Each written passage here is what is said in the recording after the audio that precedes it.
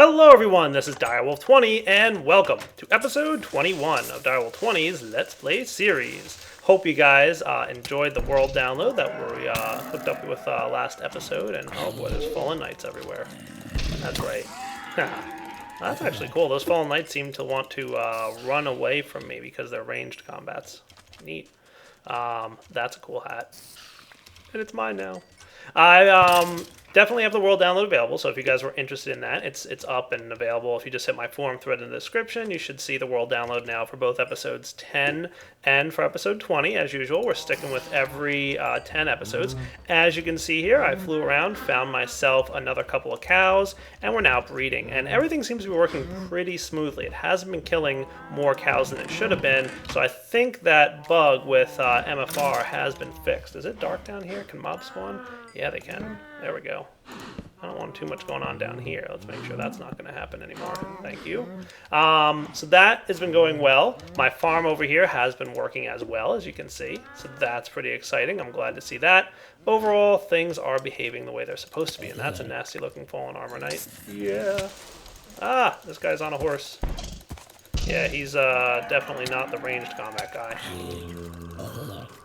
Wow, these things are nasty, these knights. Yeah, very nasty. So now that we've finished collecting some experience, and I think I'll store it in my nifty little experience obelisk here, I've been making sure to store all that stuff as good as possible, I want to introduce you guys to a nifty thing. First off, I expanded my chest storage room a little bit. So as you know, I've been typically, for the most part, using these mod item filters here, so I can specify certain mods land in certain chests, right? So I've expanded this a little bit. I've decided this chest here will mostly be my magic-based mod chest. So in here so far, I've got Blood Magic, which, by the way, the behind-the-scenes name of that is Way of Time, because that's the name of the mod author. But that's Blood Magic there. I've also got Thaumcraft and Patania going on. I don't have a second one in the back. Down here, I decided this is going to be like my Buildcraft / forestry chest, and you can see here Buildcraft stuff is in there. Unfortunately, Buildcraft is split up into like 3 or 4 different mods, so I have to have each of those represented separately, so that kind of stinks, but not that big a deal. And then up here I've got forestry and room for 2 more. Once I get into industrial craft, it'll probably land in that chest as well. So that definitely helped clear out this chest for the most part, so that now that this chest is a little bit more clean. You know what I should do is also have charcoal going into my chest over here, the same one that has coal in it. And what I like is that once we add charcoal here, it should automatically get pulled out of the other chest. So you can see it bumped it up to 4, automatically pulled out of here, because as you guys recall, this thing is set to both input and output mode. It's the last priority on its input mode, but it'll always extract things, and it won't do a cyclical extraction, meaning it won't pull it out and put it right back into its same inventory. So self-feed is disabled. So that means anytime we add something to an existing chest, it'll automatically wind up down there, which is something I think is really cool. What I want to work on now is showing you this nifty little gadget, the oak label. It comes from Bibliocraft. Bibliocraft, I don't think we've touched too much. A little bit we've done with like the tape measure and stuff, right? But Bibliocraft, oh, and of course we did the tool racks as well, adds just a lot of nice little features and stuff, right? What I would like to show you right now, oh, he changed that up, neat. White typewriter, that's cool. There's so many cool things. Every time I look in here, I'm like, oh, there's something new that I didn't notice. But Bibliocraft just adds all kinds of just nice decorative type stuff, right? One of the things is the oak label, which I'm going to use to identify what items or what mod related stuff are inside my chests. So how I want to do this is go ahead and say, like, for example, this is my Mine Factory Reloaded / Project Red chest, right? And I think it's also got some Railcraft stuff in here too, but I don't really have anything representative of Railcraft at the moment, so I'm not going to worry about that. Shift click on the wooden label with an empty hand, and you have 3 slots to put items. So these are pretty similar to item frames, except you can put 3 items in there instead of 1. So it's going to be a really cool way for me to be representative of, you know, like what's in this chest, like what kind of items land in here, right? So for example, if I wanted to represent that this is like, you know, I'll do the thermal expansion terrain smasher. I don't really need that thing hanging out at the moment. I can do the energy conduit from Ender IO, and maybe even the furnace generator from extra utilities. That sounds like a good set of items here to be representative of here's the mods that are in this thing. Oh, that's cool. Maybe I don't want that to be the the ender conduit thing because that's just a little bit small. Let's see if there's something more representative of this mod. Ender IO. I mean, I could throw the conductive iron in there or the boots, but I don't think I really have any extra Ender IO stuff that would be a good, like, hey, that's what it is. So I'll stick with this for now, and then maybe if I get an extra item or something laying around, it, doesn't look great. I'll see if I can come up with something better. And then over here, of course, we've got dusts. So I'll just grab like a couple random things, and we can see, like, that's clearly my dusts chest. Looks good, right? And then this is my metals chest, so I'll grab a couple different colored metals just to make sure that they stand out from each other. Sure, the blue one looks good, right? Nice. This is my plants, so I'll definitely grab sugarcane, wheat, and maybe carrots. That'll be a representative component there. Nice. And this guy is wood, right? So nice and easy. I like when it's easy to figure out what I'm going to put in here. This is the magic-based mod one, so would blank slate be a good one to go with? Or maybe the weak blood orb? I do want to get a better blood orb, something I might work on this episode.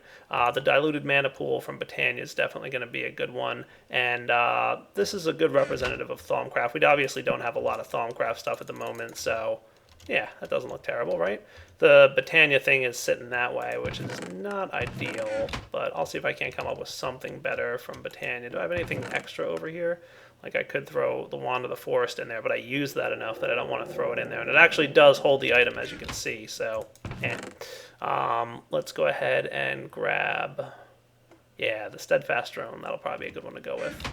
And I guess I don't really have to have all the mods represented. Like, I could have something like that. That looks good. This is obviously food and any animal components, so that would be a good thing to put in there.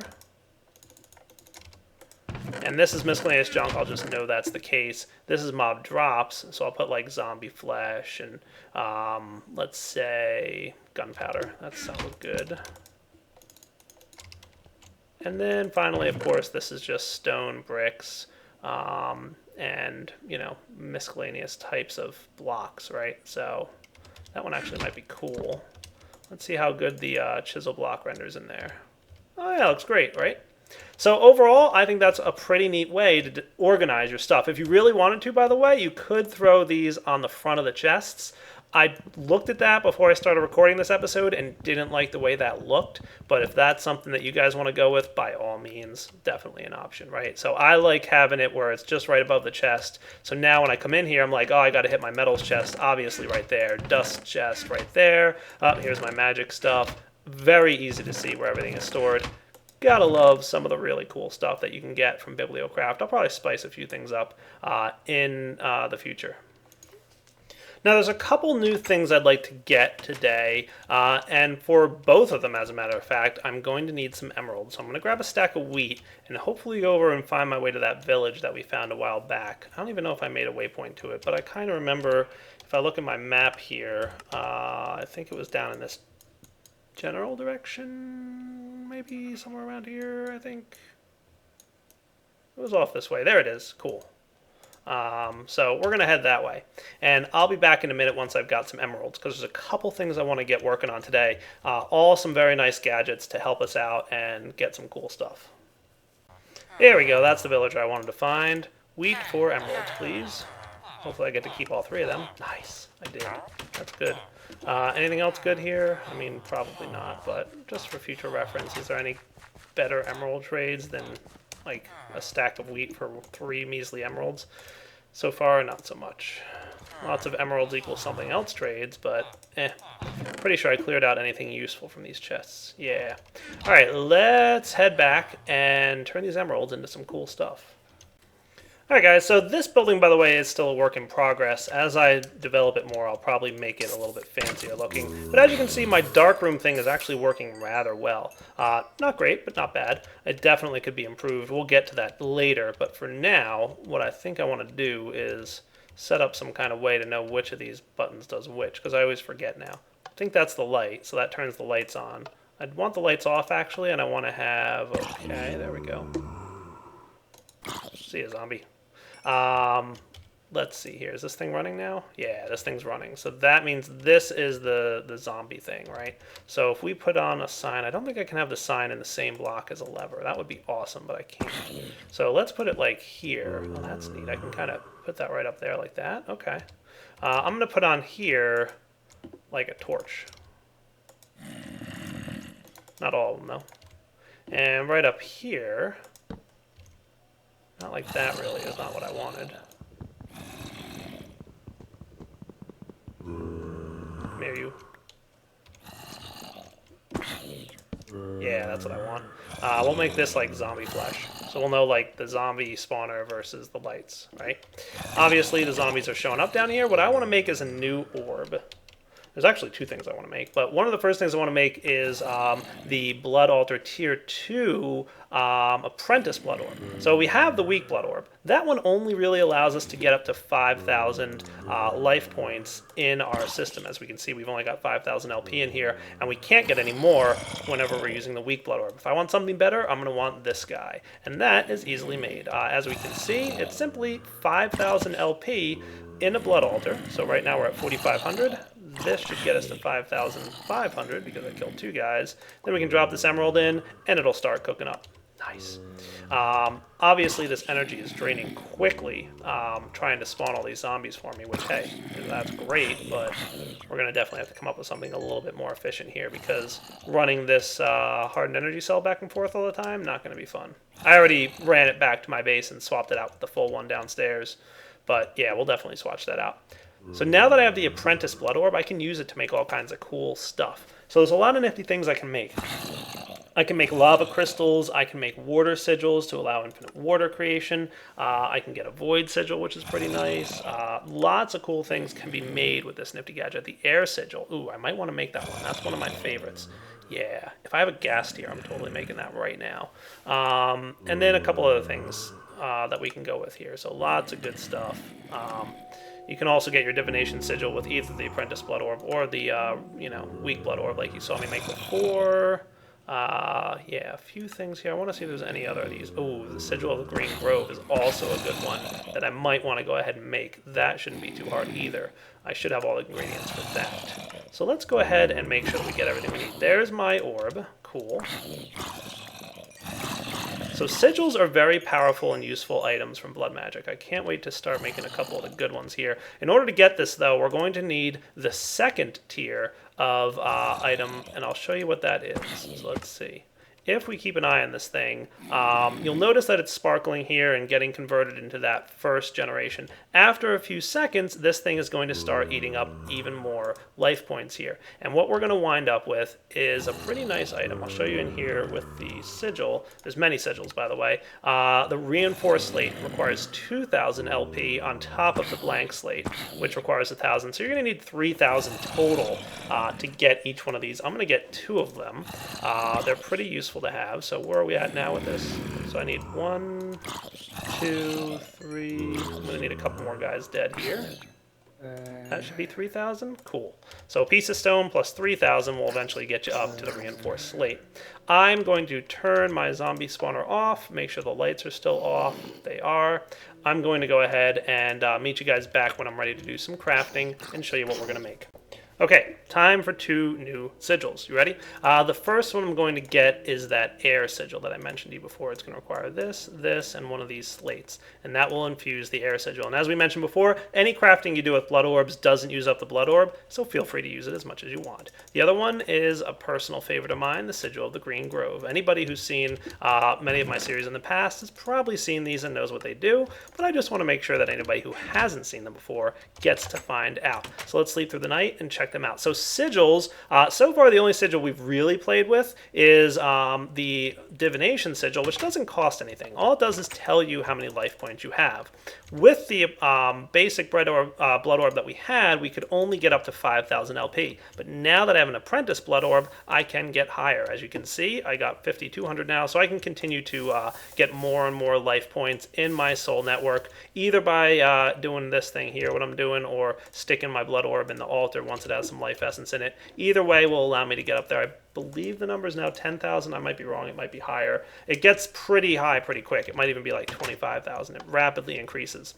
The other sigils that are available, though, are actually going to use life points every time you activate their abilities. So the Divination sigil just is free and tells you how many life points you have, but all the others have special magical abilities that give your player some really cool properties, and you can go ahead and use them. So the first one I'm going to show you is the Air sigil. This is cool. Basically, whenever you right-click it, it's going to use a little bit of LP, and it's going to propel you into the air.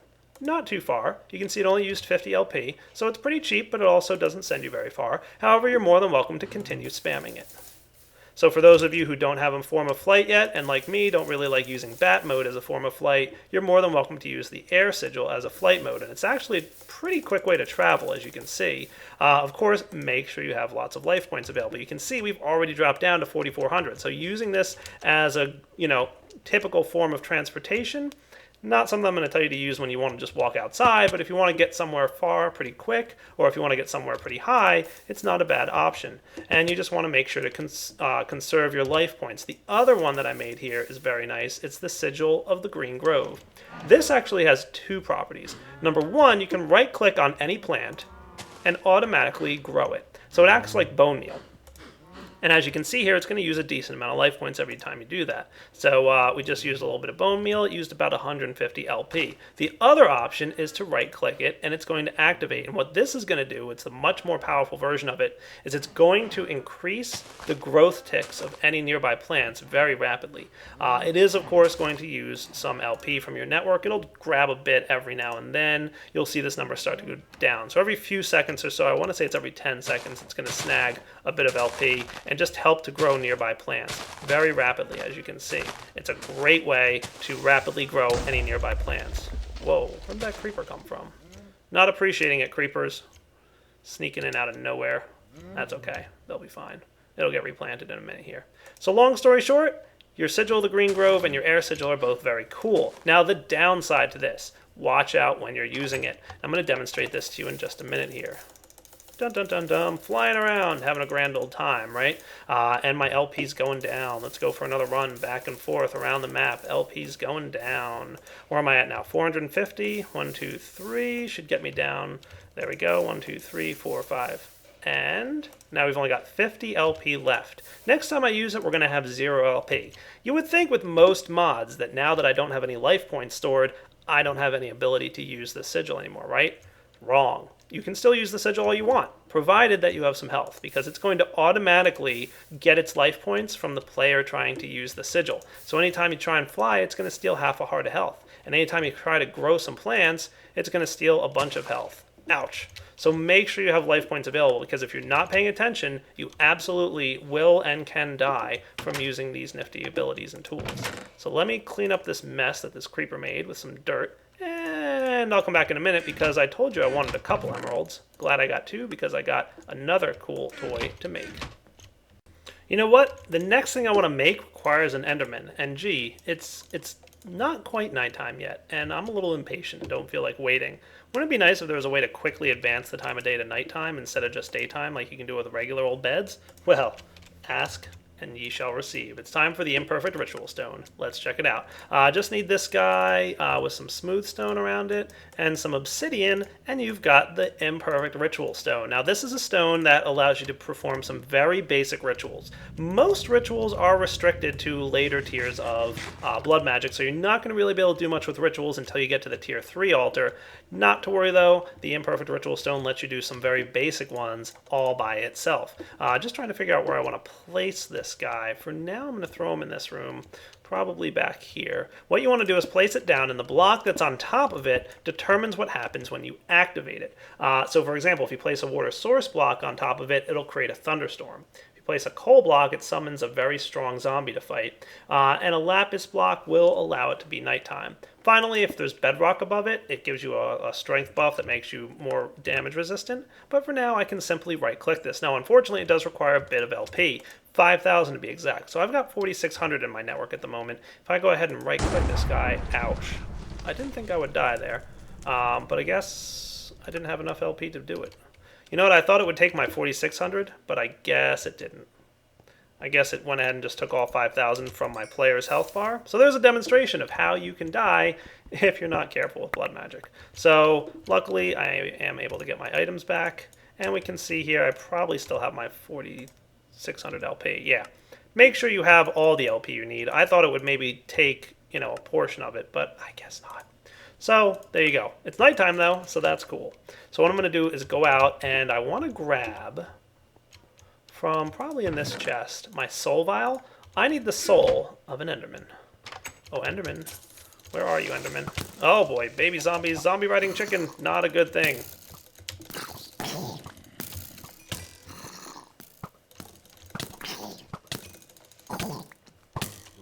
This thing really wants to be shooting me, doesn't he?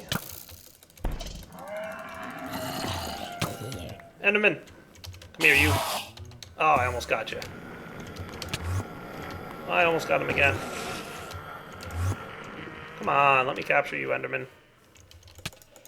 Gotcha. Nice. Alright, I'm going inside because there's way too many monsters out there.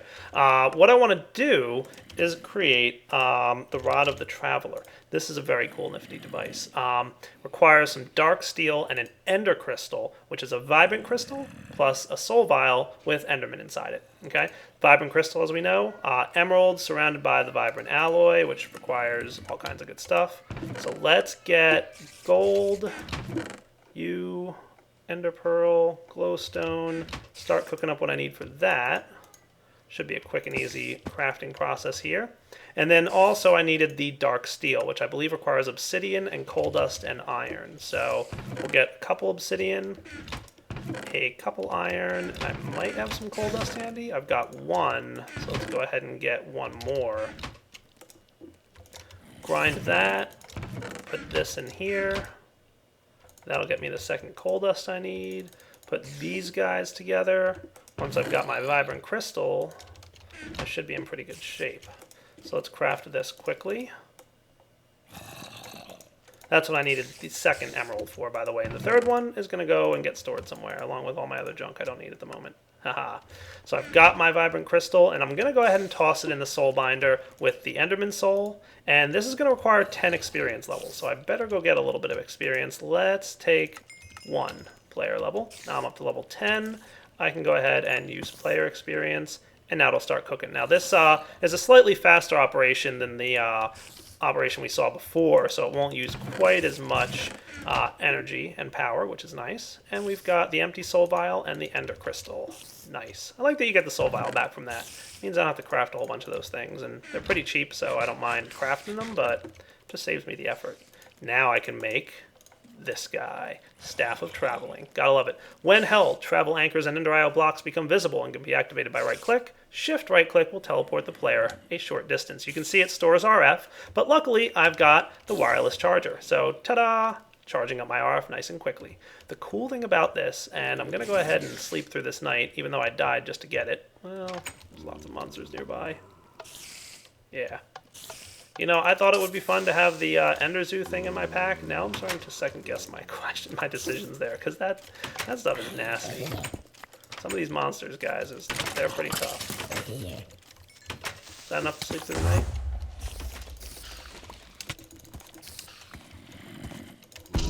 Oh, I should have jumped down there. I absolutely should not have. I'm 95% gonna die right now. Ouch. Alright, I'll show you the Staff of Traveling in a minute. Let me try and get rid of some of these monsters.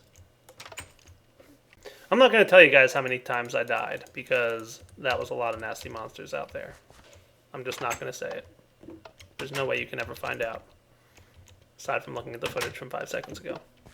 But anyway, I've got my Staff of Traveling, so I'm pretty happy about that. So let's go take a look at what this nifty gadget can do. And this is really going to be pretty useful in terms of traveling a good distance and that kind of stuff. So putting away some junk that I don't need at the moment. The ender can go back up here. I'm definitely going to power that thing up eventually. So the Staff of Traveling, nifty, right? You'll notice that as long as I have the Staff of Traveling active in my hand, all the teleport blocks become available to me, and I can instantly teleport to and from them. Of course, that's going to cause some energy use, right? What I can also do is shift right-click to teleport a good distance forward. So that's cool. That also uses some energy. The really cool thing about this is it greatly extends the range of those blocks that I can teleport to. So if I look in the distance here, I should be able to see. Oh yeah, you can see it right there. Look how far I can travel with this thing with the Staff of Traveling. Nice, right? So from here, which is like, let's say right about here is when it becomes available, 1600 to here.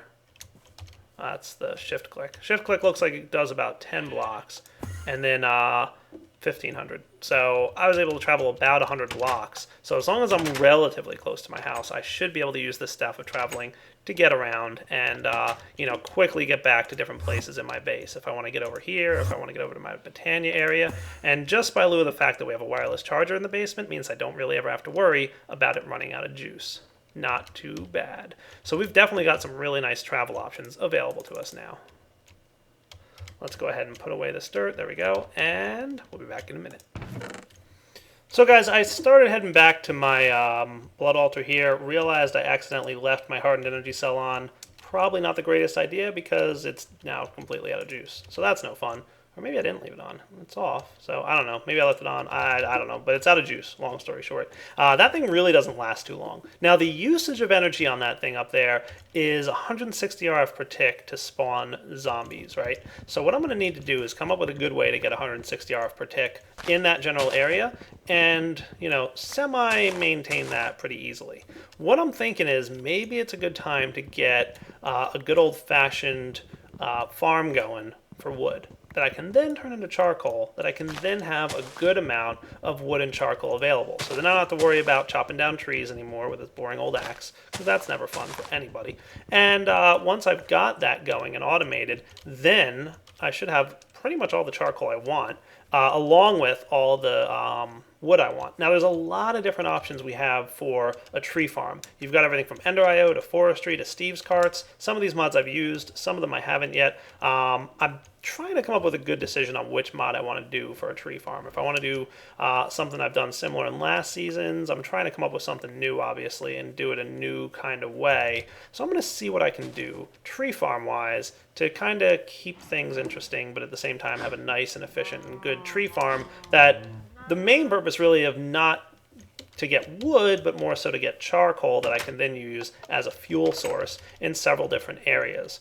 So I'm going to have to think about that. Let's see. What mods are available to me?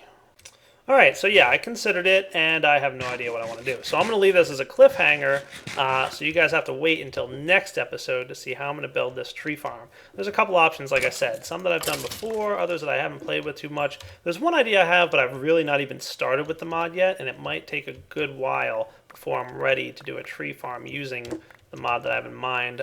It might be a good reason to go start it, but we'll see. I don't know. I haven't fully decided yet. That reminds me, I do have to light up this room at some point. I should probably come up with how I'm going to do that. And I should also finish off my blood magic kind of tower/temple thing here that I've got going on.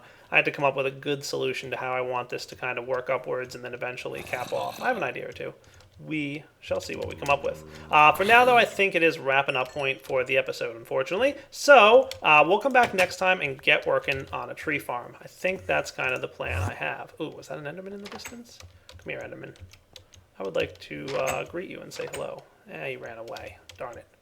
I kind of like this Staff of the Traveling. Very nice way to get around. Alright guys, time to sign off, so we'll be back next time. I'll come up with a good way to get a tree farm going, and once we've got that, we can get some more power flowing around the base and start branching out into some more advanced machines that just require more power than we're really able to produce at this time. Once we've got that running, then we'll have even more fun to do a bunch of cool stuff with. So for now, Direwolf20 signing off. Hope you've enjoyed the episode, and we'll be back next time. Alright guys, take it easy.